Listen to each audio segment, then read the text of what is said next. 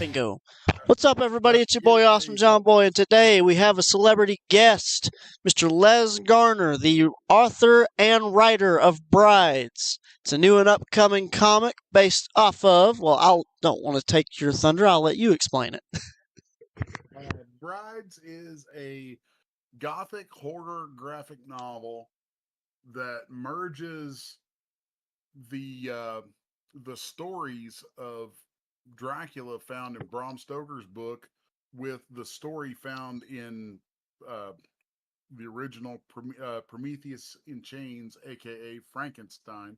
That's the original title of Frankenstein was Prometheus in Chains, and So, by Mary Shelley, and the basic premise of it is this question that kind of popped in my head one day of what would happen if the Bride of Frankenstein or one of these Frankenstein creatures got turned into a vampire,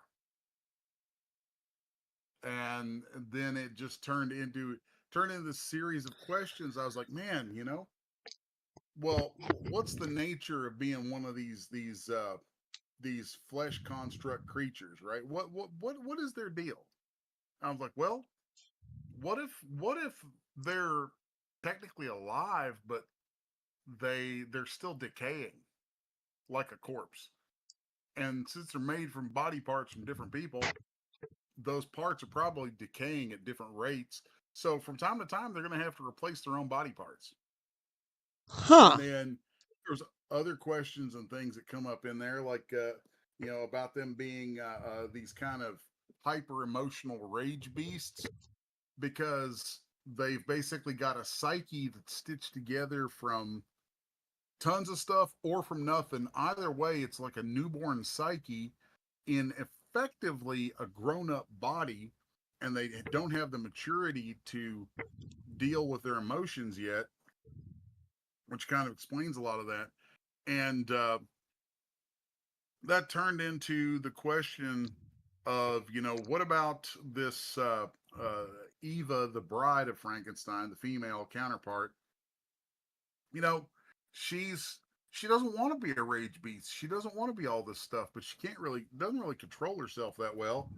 And in her mind, it's like she wants what everybody wants. She wants to be loved, Hmm. and she thinks that she's unlovable because of what she is, and she gets wind of there being vampires and learns a few things here and there about them, and is like, that's my cure. That's the cure. That will fix all my problems. Which, anybody with half a whit of maturity knows no one thing fixes all your problems.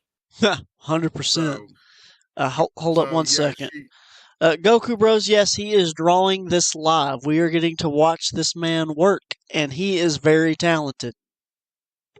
Sorry, I was just responding. Go ahead. oh, you're good. Yeah, I'm gonna switch over to doing inks on some of this right now because that's the more interesting part of it. But yeah, it's God, it's a fun story in the sense that it's heavy and explores heavy themes, but it's also got a lot of action in it. I mean, it's heavily informed by my love of old Hammer films. I would say stylistically, as far as the story goes, it kind of crosses this line between Hammer films and Anne Rice. Welcome, Miss Birdham. Love to watch Les's work. Hey, he's got the talent. He makes me look bad. I think instead of me doing drawing streams, I need to hire you to come do this. Welcome, Jaheim. Nice to see you in the chat. We're doing pretty good. This is Mr. Les. He's talking to us about his great new comic that he's got coming out, based off the brides of some of the old classic Universal monsters. And Yeah, I liked the idea. Like I was when I was thinking about it, I was like, man, who would she be hunting? Who would she be looking for? What would she do if she wants to become a vampire? Well, what has she found out? So she learns Mhm. about Dracula. So she's going to hunt him down. And what's she going to find? If you look at the literature, anybody who goes to Dracula, they always end up encountering what? His brides. And so does she. So that's without giving away, the hard the actual story 100%. That's where I'm kind of landing Right. on describing it to people. This is, can we ask So I questions? mean, you could break it down to a simple question of what if the Bride of Frankenstein sought out the brides of Dracula to get them to make her a vampire. Gotcha. That's actually very interesting. I like how you were doing that. So to like this is probably, I know this is a random question. So they're gonna like team up and like go terrorize people after it, or is it just they want You to just have to read it and find out. You have have to to read and read it and find find out? out. All Uh, right. So I, what? I will tell you this: by the time everything is said and done, Ava, the Bride of Frankenstein, she becomes basically the world's apex predator. She Oh, is she is nothing she thinks is going to happen by doing this. None of it turns out the way she thinks it will. So, so it could be like an it's experiment gone bad. yeah, that's one way to put it. It Nice. goes royally bad, and we're planned for at least 3 brides books. Although the titles may actually change from book to book, Huh. but because one of the big central relationships in the backstory is between Dr. Frankenstein, Victor Frankenstein, and Abraham Van Helsing. Like Interesting. in my backstory, they were actually best friends at college, and they separated from each other, over disagreement over Victor's experiments. So that is a whole thing, and God, man, it's just it's a very full book. I mean, like it's I've leaned into the uh the sexiness of the characters for the artwork, Right. uh because that's just fun and people dig it. But kind of like kind of like one of my previous books, Apocalypse Girl, hmm people used to comment to me, they're like, I didn't expect this much reading. I'm like, Ah. yeah, you're gonna read. You're gonna have to read. Right. I mean, but you It, would think most of it, that's the reading is what builds the story. Now, if you're reading like, say you pull out like take Absolute Batman for example, it's got like a mixture of reading and action, but he's a superhero, so you're going to have more action than reading. So a story that's based mostly on story, I mean, you would expect reading. yeah, it is a very um I mean, it's not like reading a novel, but Right. it is um a very literate kind of book, because I instead of just ribbing from these classic sources, which irritates me when people do it. Um, like I'm so sick of all the gender swapping and all that kind of crap. I'm just like quit it, just quit it. mm-hmm. Um, what I'm doing with it is an attempt at blending the two things together, and in my mind filling in some holes Yeah. in the original, and then Right. adding a whole different level of depth to them, because I think it's a world that deserves to be explored. Yeah, and then there's a lot you can go with it too. Hmm. So do Oh, and you? then there's Oh, when I started writing it, like before I even pitched the folks who were working with me on the publication of it, before I even pitched them on it, like when I pitched them, I was able to say, "Hey, I've got this idea. Here's this thing, and by the way, here's a 25,000 word story Bible." Because the world that I came up with is that dense. Gotcha. So you got a question here from Goku Bros. He said 3 books with a question mark, and it says, if it does well, will you do more? Yeah, All right. it's already done well enough on Kickstarter that it is going to get numbers 2 and 3. Gotcha. Uh, Speaking and of, his Kickstarter is pinned in the chat and in the description. the story is set up like in the first book. You could buy just the first book and get a good story out of it and not have to come back. Mm-hmm. But my hope is that you'll want to, because Right. I think it's good. It's And like I'm trying to kind of work out my script for the other books in a similar way. I mean, maybe it includes some recap and stuff like that, or different. There's a lot of different ways to go about that. So, and I would like to do it in a way that doesn't necessarily just have a one page, hey, here's what's happened so far, and then jump in, because I think you can do it more creatively than that. So he followed up with that. It says, nice. Will it be in stores or just online? Oh, I I don't have any plans to go through any distributors with it, if that's what you mean. Like, Diamond can suck it. Yeah, Uh, I've heard a lot of stuff about Diamond not doing too well recently. Diamond, I've been in this stuff for, God, since I was 19 years old, and Jeez. I'm like, Diamond, hey Diamond, you know what? Suck it. It's like I thought that in 1994, and I'm like, good. People are like, Diamond's hurting, Diamond's hurting. I'm like, good. It's about damn time. Gotcha. I gotcha. Because I may not make many friends with that, but I'm just like, that company has been the worst thing to happen to comics the entire time that I've been working in comics. and the sad part So, is they distribute a lot of stuff, don't they? oh yeah, for a long time, you couldn't have a comic shop and carry most things that people normally associate with a comic shop without Diamond. Like, even if you wanted to carry a bunch of stuff that they don't have, there was a time when if Diamond caught a shop carrying stuff that they didn't approve, they would cut you. Really?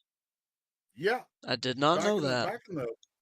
there was a period in the 90s when they were like basically telling comic shop owners, this is what you're going to carry, this is what we offer, and you're going to carry it, you're going to carry this much of it, and if you don't like it, tough. Huh.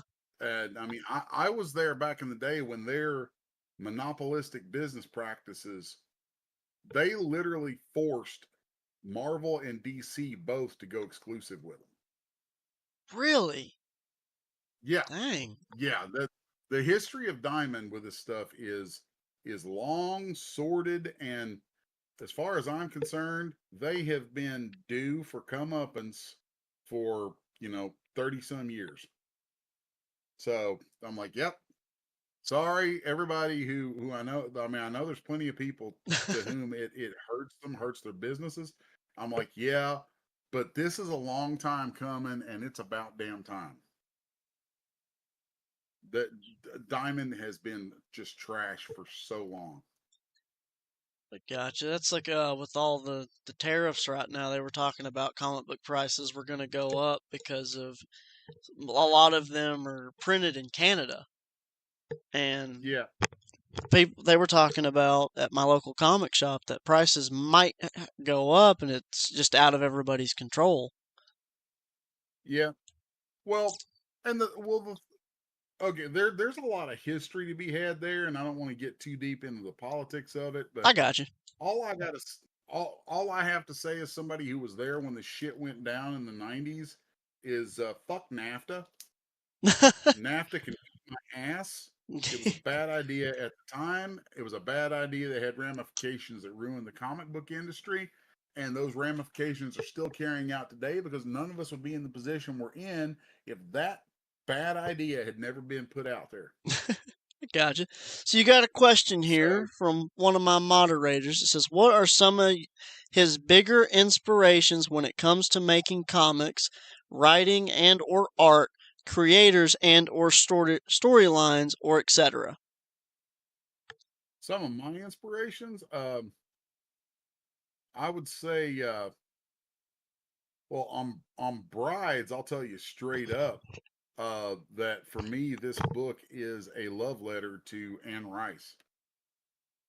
Just 100%. There's a ton of her influence throughout this book, and I actually was for a short time.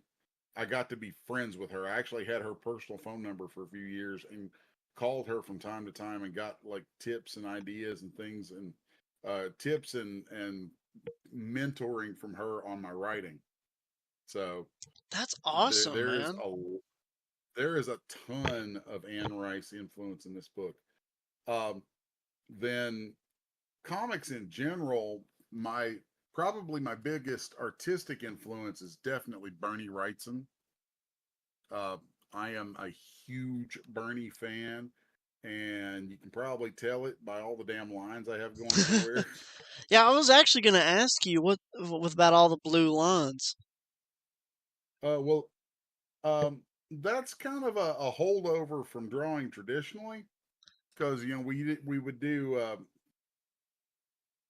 we would draw in what's called non-photo blue, because traditionally that back in the day before everything was digital, you would draw in non-photo blue because it was hard for copiers and different kinds of print equipment and photographic equipment that you use for doing print plates. It wouldn't pick up that blue, so you could Really? draw faster and not have to erase.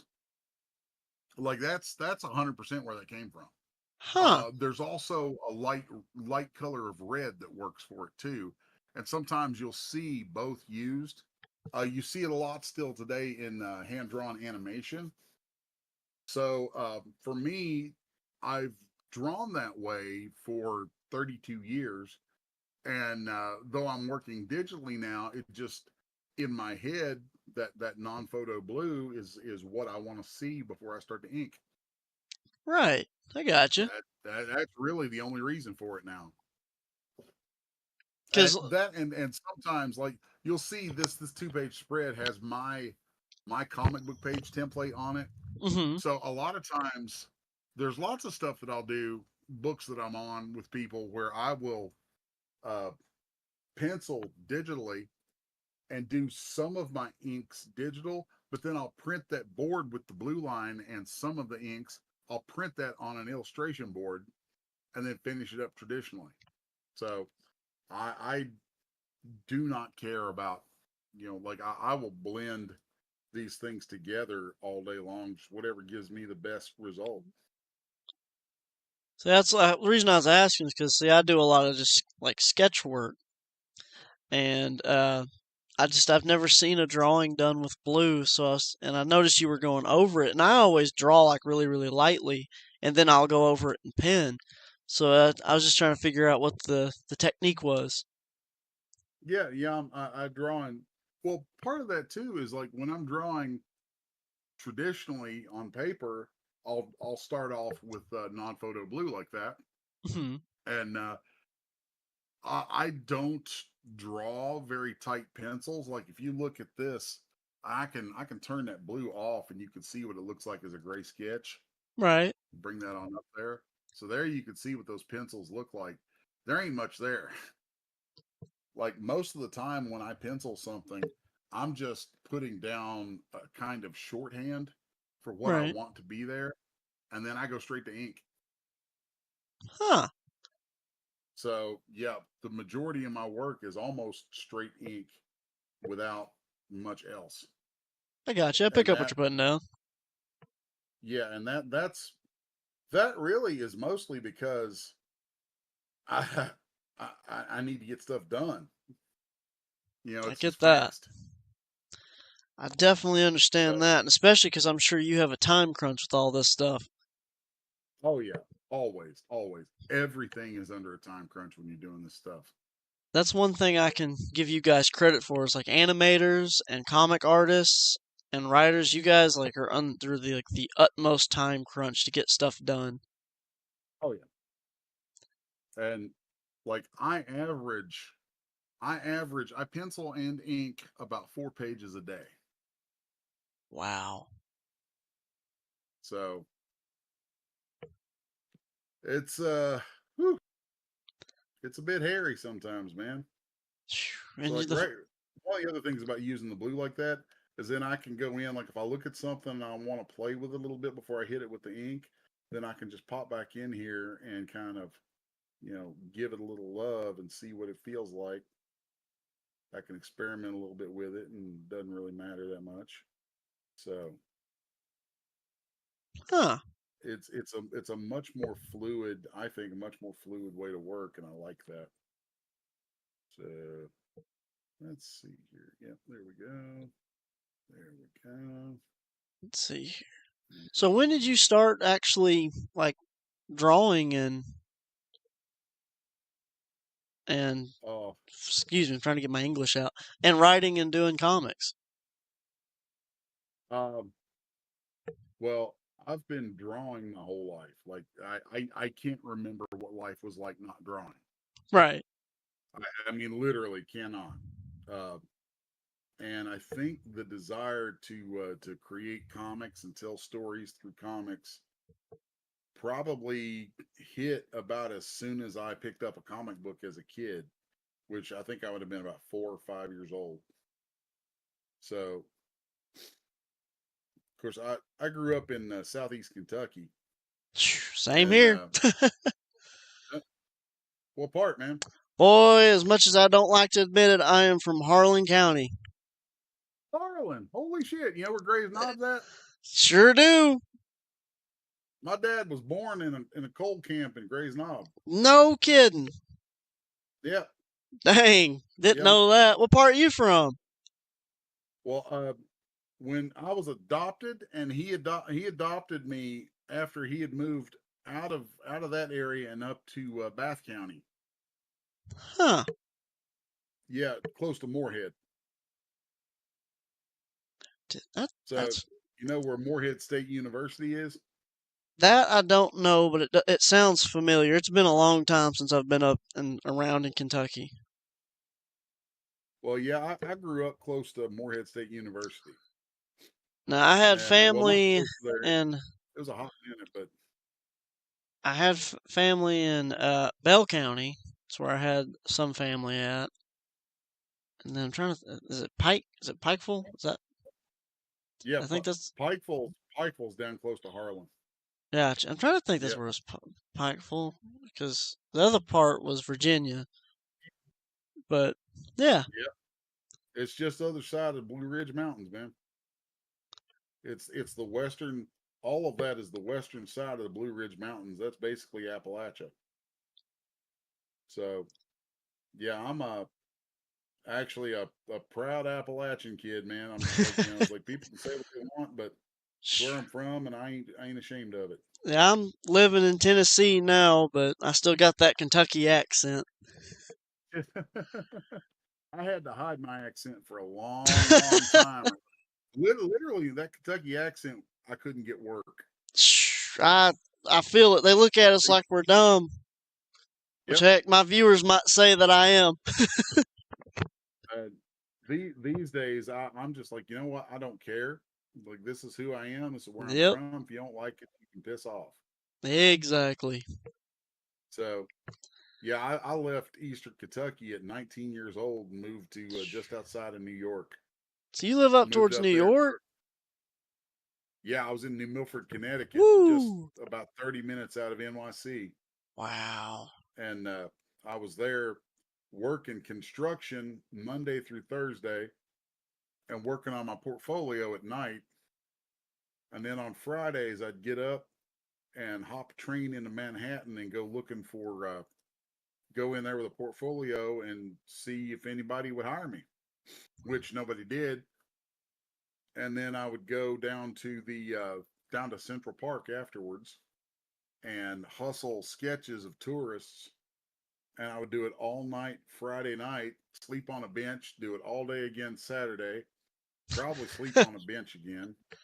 And then Saturday I'd do it for a while, but then later in the day on Saturday, my reward to myself was I would walk down 42nd Street to the Metropolitan Museum of Art and History, go in Right. there and get my lunch and sit and study. Sit There's and a study art. there's a comment in chat that's making me laugh. It says just because we talk slow don't mean we're stupid. Ain't that the damn truth? There we go. See, we have intelligence. Just because we from down south don't mean that we don't know. I'm still Most just. of the smartest people I've ever known in my life were Southerners. Mm-hmm. So, Hey, and we just got that double whammy. We got the common sense and we got the intelligence. yeah. And we're so used to getting shit on that we may just have enough of a chip on our shoulder to be a real problem if you give us crap. Yep. Mine, I usually So, I come up with some of the greatest like comebacks and insults when people try to like make me feel bad, and then they're just like, "That hurt." I'm like, "Well, I mean, hey man, it down rolled off down the south tongue." is where the South is where the yo mama jokes started. Mm-hmm. Boy, I got plenty of jokes. My fans will tell you that I'll be when I live stream or make videos of games, I come up with the most unhinged, most dark, humorous things you'll ever hear. They're like, "How do you have you not been canceled?" I'm like, "I don't know. I just keep doing what I'm doing, and people love it." Yep. So, That's the thing to do, man. Just keep doing it. Keep having at it. No, you need to go here. so Turn that off. since you've been doing all this, like, how does it feel like to have all like the creative power and have all these fans that like love it? I couldn't really tell you yet because I'm just now starting to. Like right now is the first time since in a long time that I'm actually making my living just off comics. Right. Now I've done outside of comics. So like this goes back to the whole Diamond thing Hmm. because Diamond screwed us all really hard back in the '90s, Right. and I ended up leaving comics to go work Dark Southern. in I love it. animation. I had going back to the early '90s. I taught myself how to do 3D modeling and animation in DOS. Like I used to do a lot of coding and stuff like that, and so that was a skill set that paired well with being an artist, and I was able to take that and go work, as a freelancer doing all kinds of wild stuff. And I was a art director for 3 different media companies by the time I was 23. So Wow.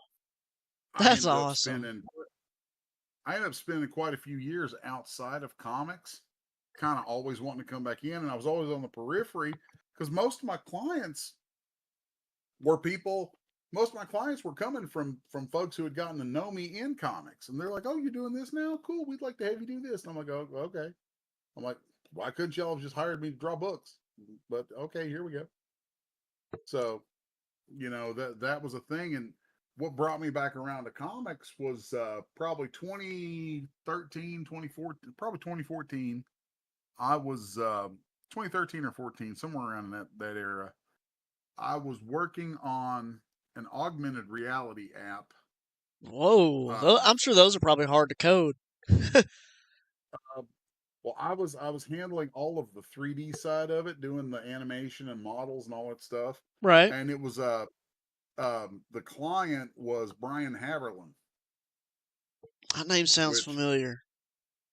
uh, he used to be CEO of Todd McFarlane Productions. That's why that name sounds familiar. Yeah, and like there was a movie back a long time ago, I guess a long time ago now, called Wanted. That was a comic. The movie had Angelina Jolie and Yes, I know what Morgan you're talking Freeman about. in it. Yeah, that Yeah. was Brian's property. He created that with Really? Mark Silvestri.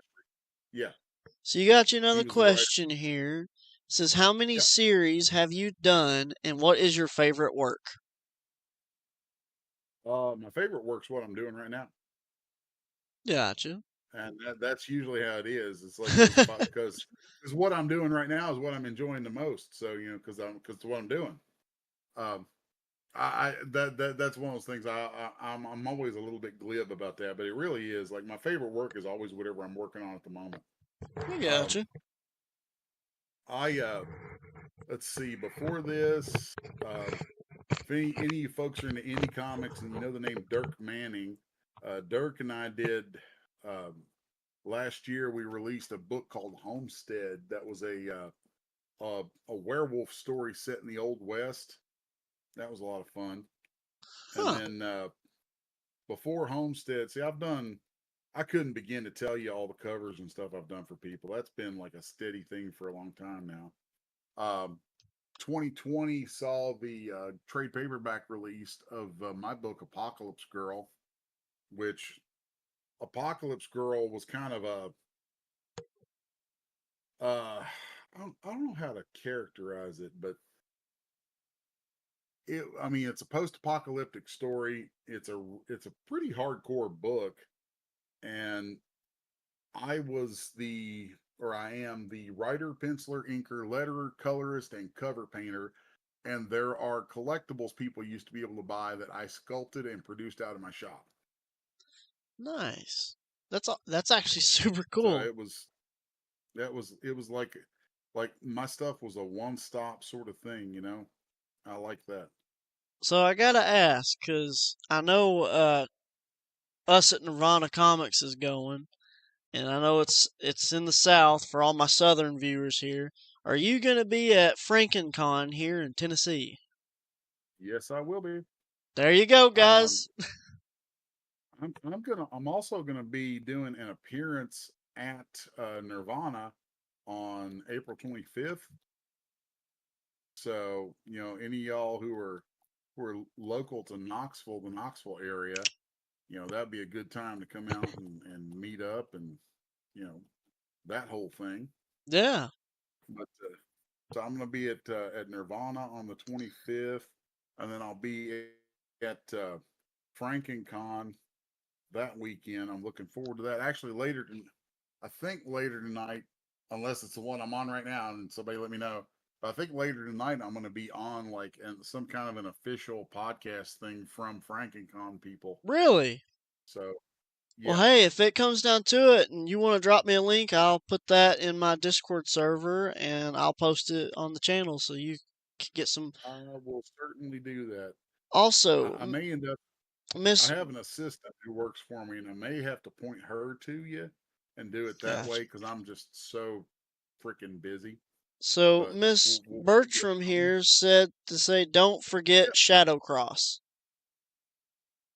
Oh my God. Okay, Ashley is my she's my assistant.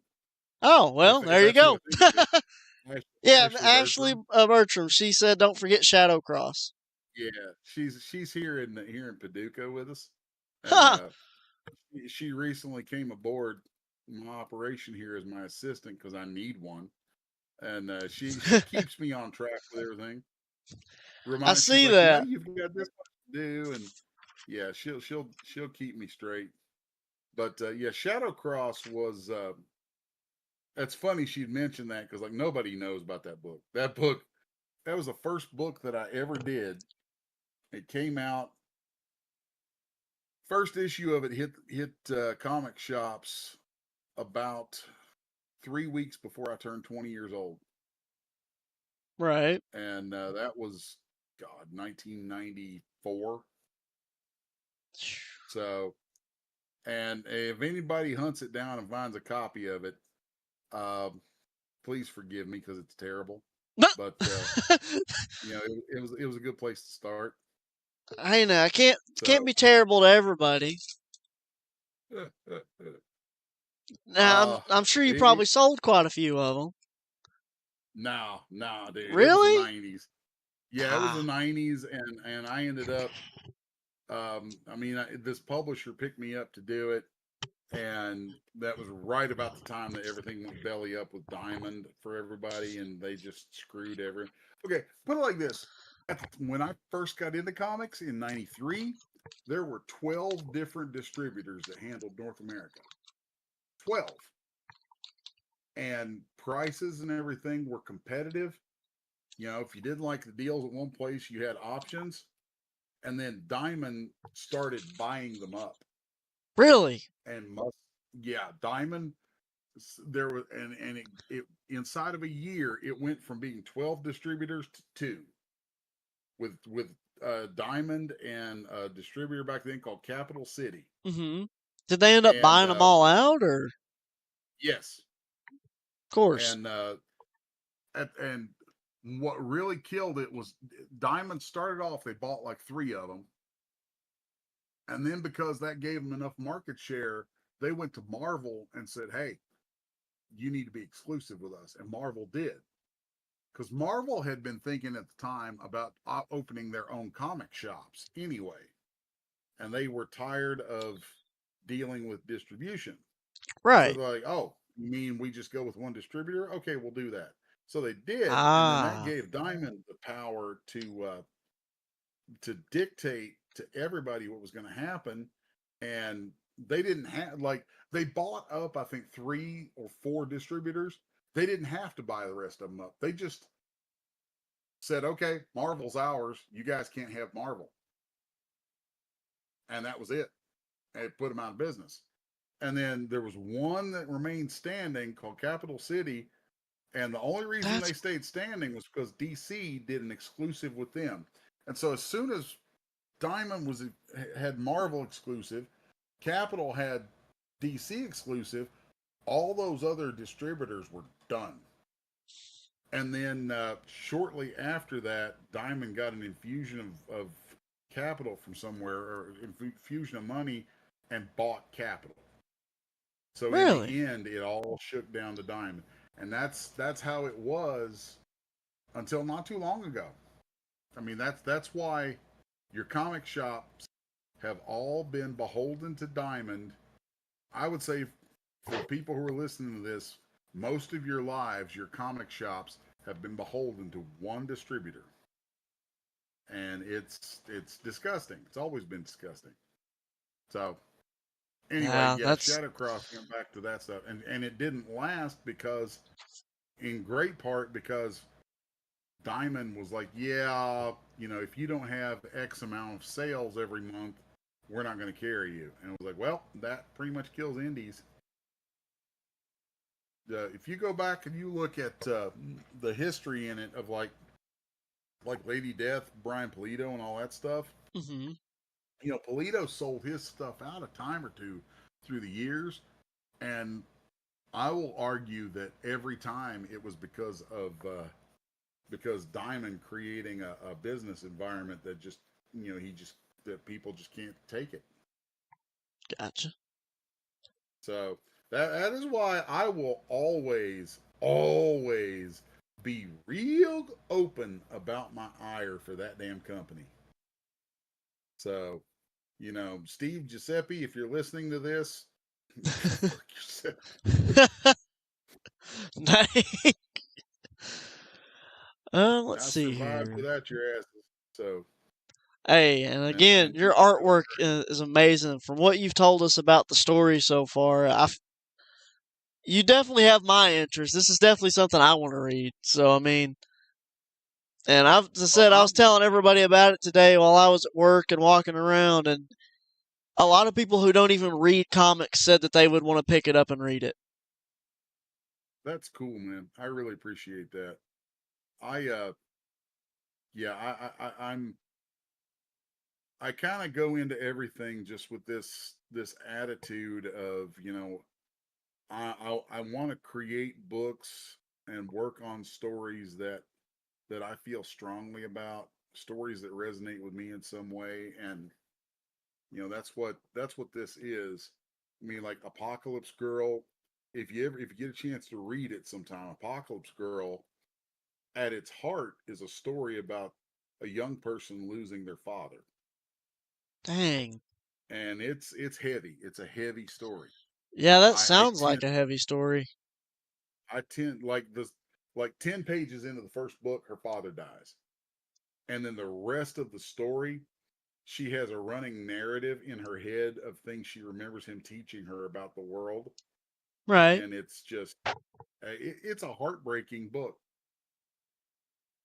And it was very much a form of catharsis for the loss of my own dad.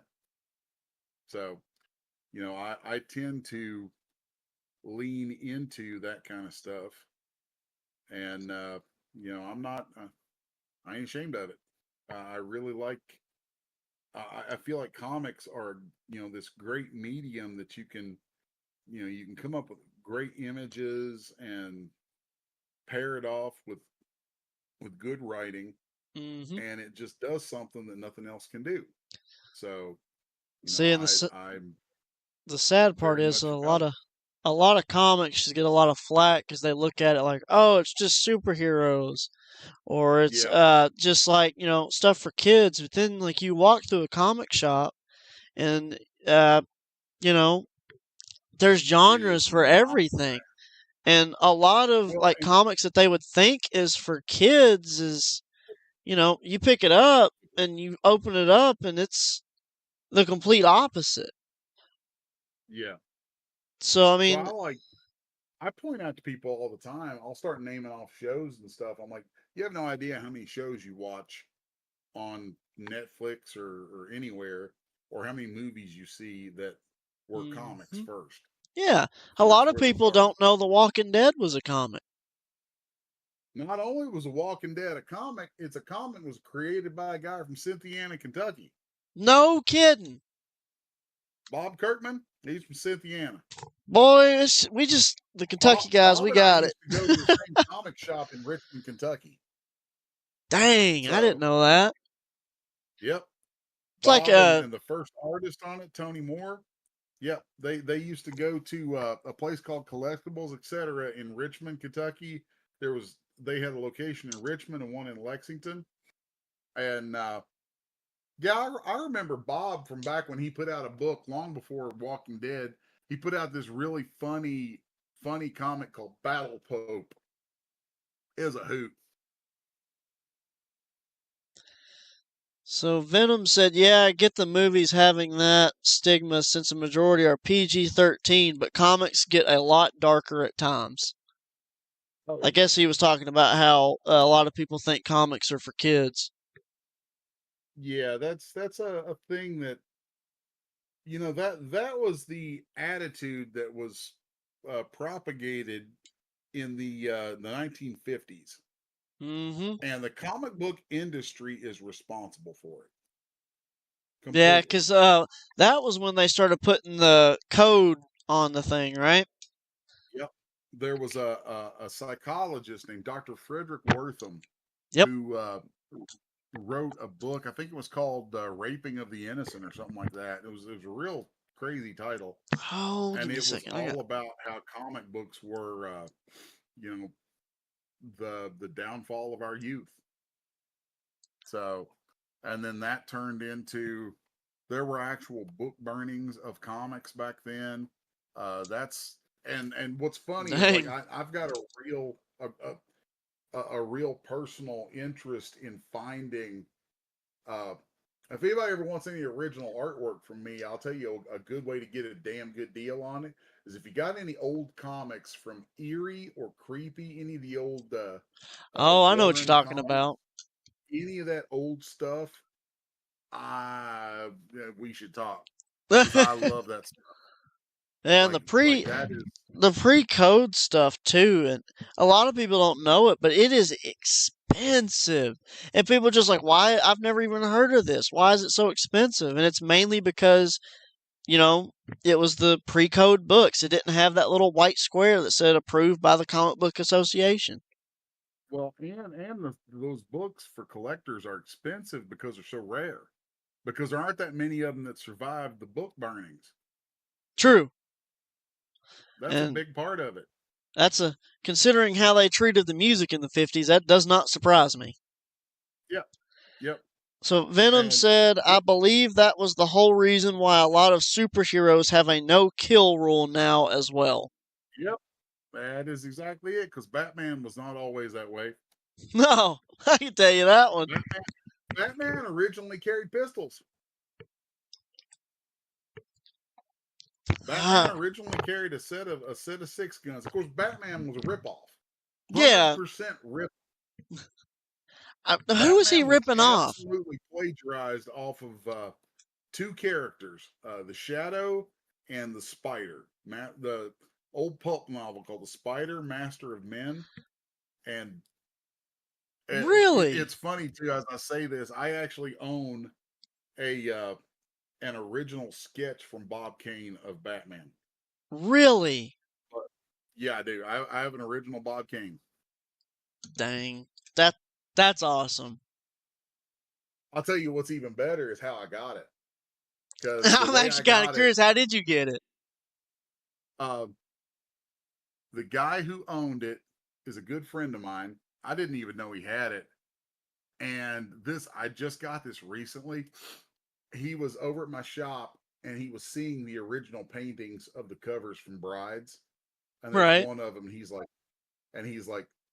how much for that? And I was like, oh, I can't let go of those yet. He's like, how much? And I'm like, I can't let go of that yet. And he's like, it's like, I know there's a price. He's like, tell me. So I put a price on it. And he's like, I tell you what, he's like, I got something I'll trade you. Next time I see you, I'll bring it and we'll talk. And he traded me an original Bob Kane Batman sketch for one of the covers to Brides. Wow. So, I mean so I'm like, that's a good way to trade. That's a good trade. I was like, I'm like, you're serious? I told him, I was like, this is what I do for a living. I'll just make more. It's okay. I can part with it. He's like, yeah, I just won't really want that one. I'm like, you got it. Wow. So So Venom said now that's there's really interesting. You always think about what characters DC has ripped off from Marvel and vice versa, but you never think of the ripping off stuff from outside the big two. Well, I'll tell you what. Speaking of that, there's a book coming up for a publisher, a new publisher who's out of Knoxville, who I just finished. God, I just finished 1 6-issue series for them. I got 5 more issues of another 6-issue series, and then they're going to have me draw and I think write the story to a book called The Heap. The And Heap. the Heap, the Heap is a public domain character from back in the 50s, I think, who is kind of the original comic book swamp creature. Like, if you go look at the Heap Really? and then you look at Swamp Thing and Man Thing, both of those are ripoffs. 100%. Huh. Like, not even trying to hide it. Wow. And I learned something new today. so, and it's because of my like I just unashamedly give credit to Bernie Wrightson for a lot of stuff in that I do and the way that I do things. I love him, and I in a lot of ways I try to kind of carry the torch, I guess, in a way of that sort of art style, Right. and it's because of that and me bringing that style to the books that this company is going to be releasing. They come to me one day and they're like, are you familiar with The Heap? I was like, yes, I am. They're like, how would you feel about doing The Heap? And I was like, sign me up. I'm like, this is probably the closest I'm ever going to get to doing Swamp Thing. So, and their request was like, well, when you do it, we want you to just go hard in the paint for that whole Bernie aesthetic that you have. I'm like, done. That Huh. is doable. So yeah, that's a big thing now. That'll be another one of those that I get to work on. And I'm super happy about it. Let's see. Let's turn the blue line off on that and see what's looking like. And then I want to throw some black over here. And is it going to do it? It's going to be stupid. Kill that. That's probably the best thing about drawing digitally is it's easier to like correct mistakes too. Yeah, that is a huge thing. So are you drawing it with like actually a mouse, or are you doing it like with a digital pad with a pen, or? We have one of the big, like, it's a big ass tablet. It's a big 27-inch Cintiq tablet. So Gotcha. like it's like the tablet that I draw on weighs like 40 pounds. Jeez, It's a beast, dude. that sounds like it. You But got you you know, another it's question here. It says, "How do you pretty feel much. about manga?" Well, I must not feel too bad about it because I just drew one. Well, which one did you draw? uh, for folks again in and around Knoxville and familiar with Nirvana, I just finished drawing a book with Rich Davis called Angel Hunter, Angel Hunter. All right. and it's an American manga, which I think he's getting ready to launch a Kickstarter for it before too long. That's So dope. hopefully that does all right. Now I'm half owner of that, so so hopefully now it I does. got a personal question for me for that. Because mangas are like, you have to read them backwards. What's it like Yeah, that's actually writing it and drawing it backwards? well that's where it's billed as an American manga because we're not doing that. Oh, Now, I got you. the way that it's put together, there is we're seriously contemplating uh flipping all the pages and getting somebody to do a Japanese translation of it because Really? it would work That's better. actually Yeah, super dope. we're Uh, thinking about that. I mean, I think I think they're putting that in the Kickstarter as a stretch goal. If it does well enough, then we'll flip it and do turn it full manga. Um, Unfortunately, I don't speak enough Japanese to do it. I speak quite a bit of Japanese. I literally do speak quite a bit of Japanese, but I don't not enough to do that. So I fun fact, I speak Japanese and Russian. really? Yep. Huh. Now I'm kind of jealous. Yeah, I spent 3 years studying Russian. I'm terrible Wow. with it these days, but I can still understand it when spoken to for the most part. And I got that. well, 30 years ago, I was fluent. Wow. It's better than me. I have a hard It's time speaking English. it's a fun language. So So here's another question. It says, so speaking of the big two, are there any characters from DC or Marvel you would want to write or do art for, and do you have any story ideas for them? um, I would love to write Superman because but I know nobody would buy it. I know nobody would buy Superman the way that I want to write him. Um, because in my opinion, Superman should be the single most depressed character in the DC universe. I could see I that, mean, he especially like him being like like being a symbol of hope to like define a all the symbol of odds. hope. He's got all this stuff on him, and he tries to keep it up. He tries to do it all. He tries to be that guy, that hero all the time, and you know he can't. He just can't. He can't like and I would totally be ripping this off from, and this is something Zack Snyder tried to tap into, which I loved, and people can piss off, the Snyder. I'm like, no, Snyder knew what he was doing. Uh, the There was a novel back in the late '70s from sci-fi writer Elliot S. Magan, and the novel I believe was called Man of Tomorrow. And you know that moment in the Man of Steel movie when he goes to the Arctic and you see him just, it looks like he's just listening, you know? Yeah. They borrowed that from this novel. And in the novel, Superman goes to the Arctic because he's looking for the most remote place on Earth that he can get away from everything.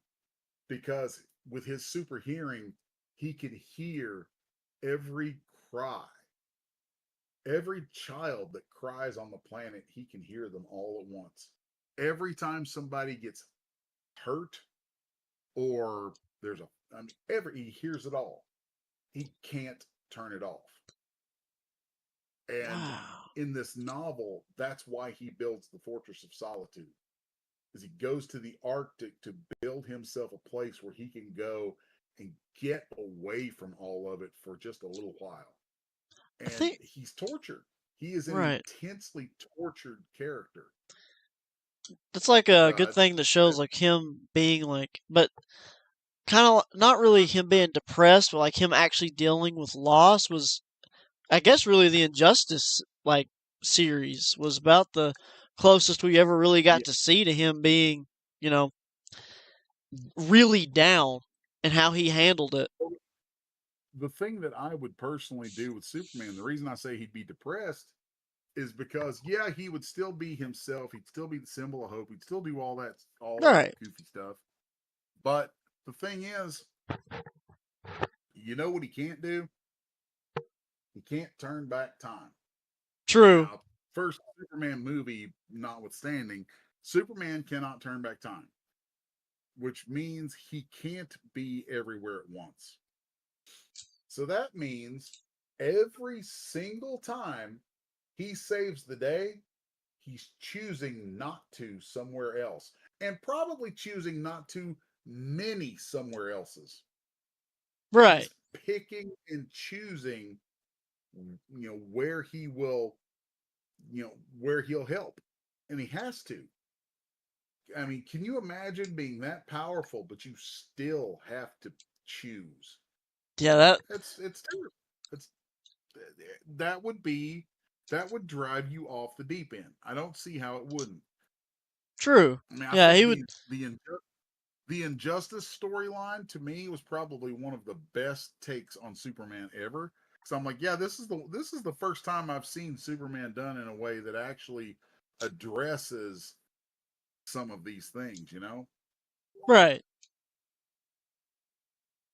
Now, I'm trying to think.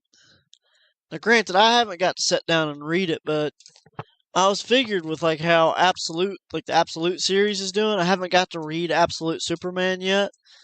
So, his character kind of wrote that way, or is it just I have no idea. I haven't. Like for me, when I saw the design for Batman in this, I was just like, "Yep, I'm out. No, not doing it. No, he's pretty buff in that. hey, it just looks dumb to me. I don't like it. I kind of liked the look of the Absolute Wonder Woman. I thought she Hey, was kind of neat Absolute looking. Wonder Woman. I haven't got to read all of it, but I got to read a little bit, and it is very good. But after the Absolute Flash came out, I read its first issue. I haven't got to read the second issue yet. It's sitting back here on my table. But the fact they did Wally West as the Flash and the story they did with Barry, it it's really good for like an alternate reality.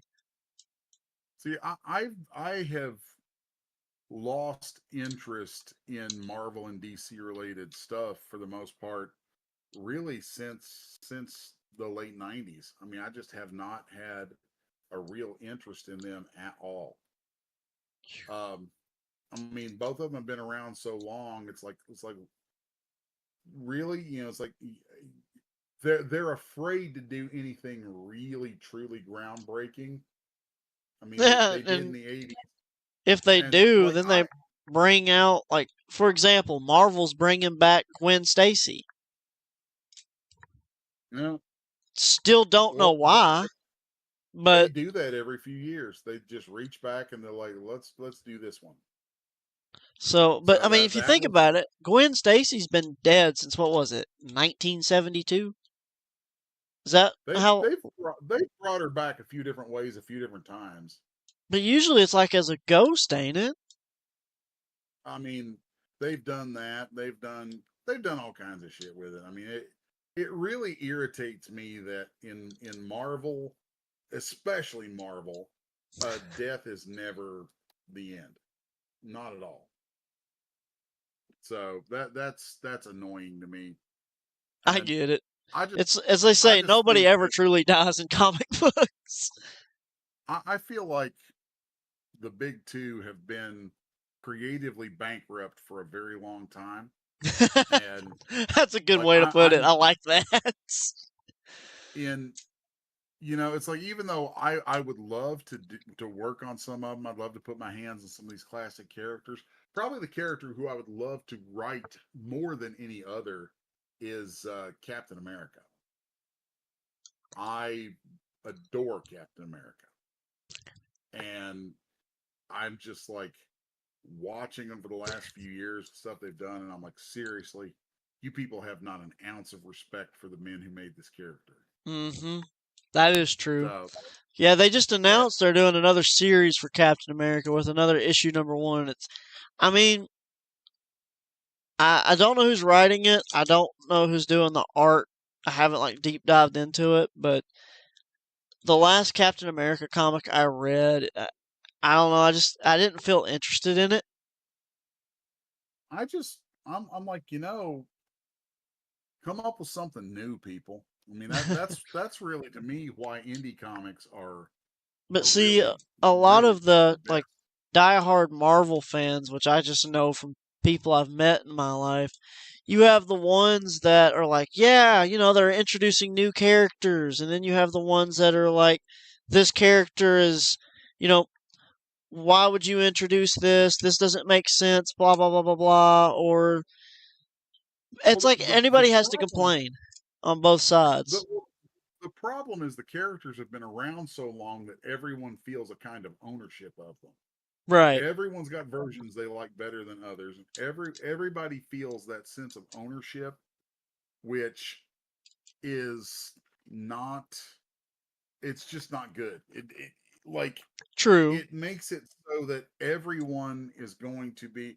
You're not going to please none of these characters. It's like when your character has all of the market, do they actually have any of the market? No, they don't, Right. because you can't do anything with it. So that's like well, one, we got us a question here, but before I get to that, one thing I wanted to Well, say. my assistant's been buzzing me, actually been buzzing me that I got another podcast coming up here in 30 minutes that I got to get on to. I got you, So, but yeah, I'm going to have to take off here in a minute. I got you. So I'll ask this one question real quick. It says, do either of you have a favorite series out right now? So on my Uh, part, my favorite series that I've been reading is Hasbro's and Image and Skybound's Energon universe. I'm a big Transformers guy, so when I heard that they was doing that, it was going to be like a GI Joe crossover, I instantly got excited. And I've been reading it. Granted, the pacing is really slow, but the story is super good. That's my favorite. I don't. One of the saddest things when you're drawing comics for a living is I don't have time to read them. Yeah. I I, I I've got really like, don't have time to read comics anymore. Um, and most of the time when I want to read something, I'll probably go back and read something from 40 years ago. I feel that. Um, just because I know I'm going to enjoy it and that's going to get me, what I want out of it. But sometimes I'll pop off and look at like stuff from people I know. But Mhm. I'm frankly so busy most of the time working on stuff that I barely know what's going on out there. I feel that. And Feel that I 100%. don't mind either because that helps keep me from being overtly influenced by much. I get that. Keeps things fresh. Um, Now, Venom said, I will say Marvel does have some good stuff, like Daredevil is in that weird space between mainstream and niche, so the creators usually have more freedom to do cool stuff. Like, even the worst Daredevil comic is 50 times better than Spider-Man One More Day. Oh, dude, freaking Daredevil. Daredevil's a character I would love to write. Hey, I agree, and I think they just came out with a new issue called, was it Daredevil Cold Day in Hell? I haven't got to read it or pick it up yet, but heard a lot of good stuff from it. I'm, outside of this stuff, I'm a big martial arts nut, and I've always loved, what Frank Miller was doing with the hand and stick and all that stuff back in the day. And like, if I ever got to write Daredevil, it would go real deep into the martial arts side of it. Same if I ever got to do work with Wolverine. Frank Miller's Wolverine is one of my favorite series ever. Right. And it was all 4 issues that were in Japan. So I love that stuff. I've been batting around an idea lately for actually doing a graphic novel that would be a samurai story, just a straight up, it's just a samurai story, just cause. Yeah, I mean, fun. It would be fun to do the artwork for that. I don't blame you. That would be awesome. Have you ever been like approached by like Marvel or DC or like Image to Marvel or DC ain't gonna give me the time of day. I know that. I have no misconceptions about that. They not at all.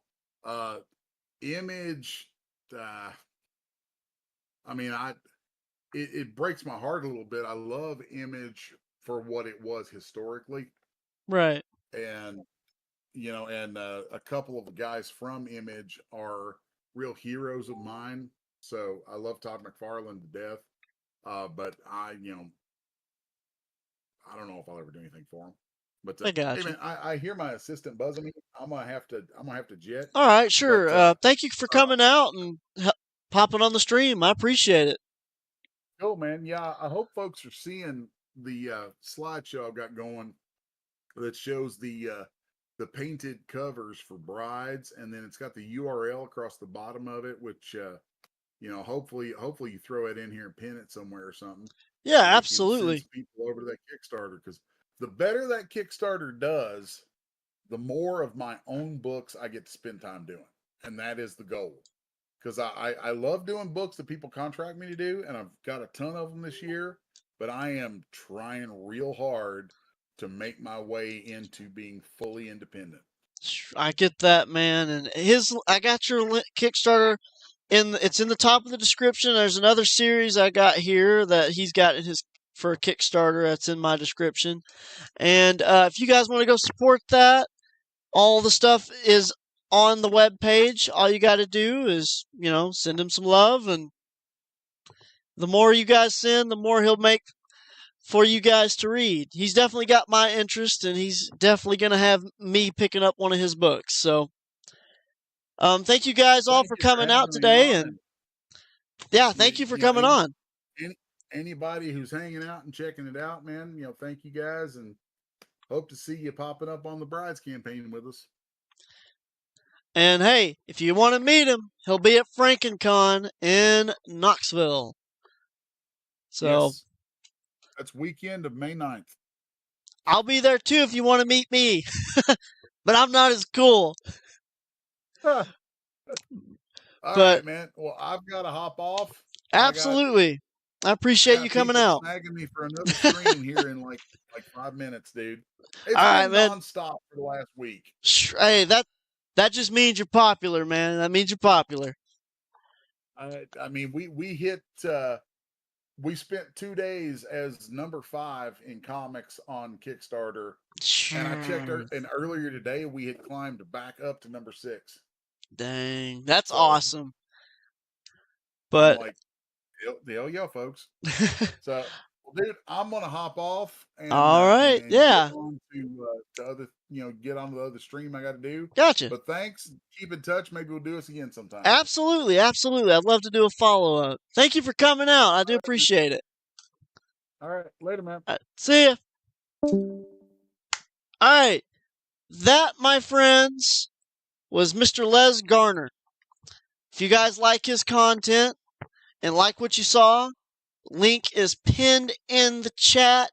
It's also in the description. Go send him some support so he can do his own books. As you can tell, his artwork was amazing. The story sounds absolutely spectacular. He's getting to work for all kinds of big people, you know. He comes from places like me, you know, little town, worked his way up. So, thank you, Nirvana Comics, for reaching out to him to where he would want to do this. I greatly appreciate you guys as well. Their info is also in the description. If you guys want to meet him, remember he will be at Nirvana, which is their address is it's in my description, on April 25th. Besides that, FrankenCon. I'm sure you guys can find the stuff online. I guess it's going to be here in Knoxville.